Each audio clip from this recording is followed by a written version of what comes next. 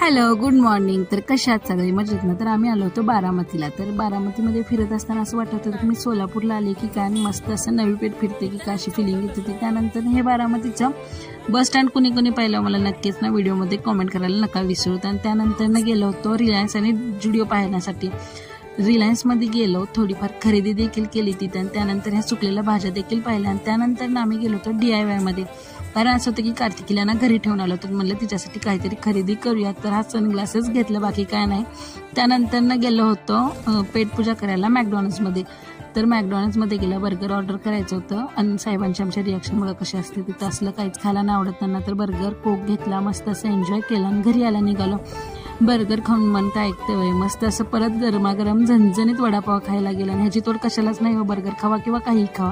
त्यानंतर वडापाव एन्जॉय केला, मस्त असा व्ह्यू पाहत ना घरी आलो. आणि असा संपूर्ण आजचा दिवस कसा वाटला कमेंट करा. Bye bye.